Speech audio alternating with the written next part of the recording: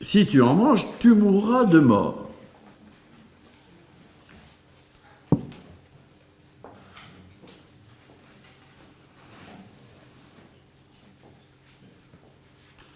Vous avez sauté quelques versets qui nous montrent que ce texte-là est repris en finale avec déjà les 4 points cardinaux, c'est-à-dire à la dimension cosmique que lui donnera le monothéisme post-exilique. Yahvé fit à l'homme ce commandement. Tu peux manger de tous les arbres du jardin, mais de l'arbre de la connaissance du bien et du mal, tu n'en mangeras pas. Car le jour où tu en mangeras, tu mourras de mort. Mot tamout. Yahvé Dieu dit, il n'est pas bon que l'homme soit seul. Il faut que je lui fasse un Ezer Kenegdo. Là, vous abandonnez vos traductions avec une petite révérence pour montrer que c'était pas mal quand même, mais c'est faux. Alors, un Ezer Kenegdo. Qu'est-ce que c'est qu'un Ezer Kenegdo?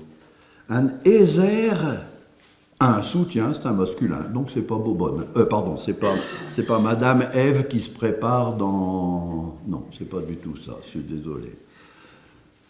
C'est un masculin, un Ezer. Ezer est un terme qu'on retrouve en hébreu, Azaria.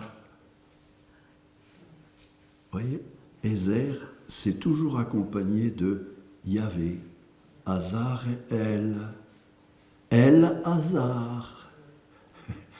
Tiens, Azar, c'est toujours ce qui accompagne le nom de Dieu. Autrement dit, on devrait traduire, il faut que je lui fasse un miroir de Dieu. Ben non, un miroir, c'est pas un miroir. Il faut que je lui fasse un emblème. Je fais exprès d'essayer de ne pas trouver un mot féminin.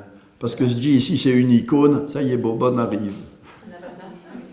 Il faut que je lui fasse un étendard de Dieu, c'est-à-dire quelque chose, voyez, quelque chose qui lui dise Dieu. Il ne peut renoncer à l'arbre de vie et pratiquer la Torah que s'il a rencontré Dieu et s'il a devant lui quelque chose qui lui rappelle Dieu. Un soutien iconique. Je vais vous dire comment les exégètes traduisent ça. Mais si je dis ça, si je vous dis ça, vous allez me dire, mais c'est un pédant.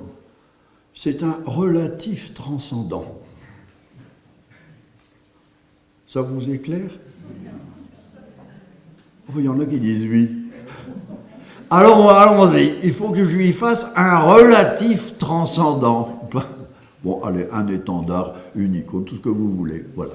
Et qu'est-ce qu'il va amener pour faire ça?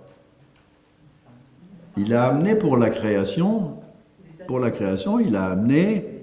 Non, pour la création, il a amené le dieu Knoum. Ces gens-là, n'oubliez pas, ils reviennent, ils ont 4-5 exodes par famille à chaque fois.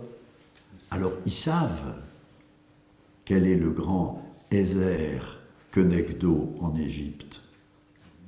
En Égypte, la plupart des divinités sont à face d'animaux.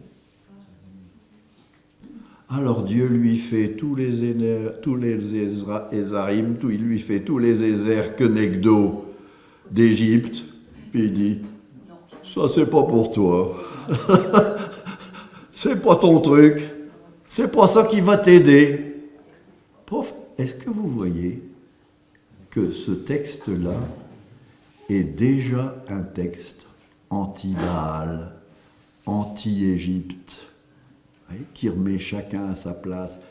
Et qu'est-ce qui doit sortir de ça? C'est l'alliance. L'alliance, je ne vais pas prendre le mot alliance. Vous avez raison, c'est l'alliance. Mais l'alliance est un mot masculin. Berit. Alors on va encore faire des confusions. Torah, c'est du féminin. Voilà. Alors, on va lire encore un petit peu là-dessus.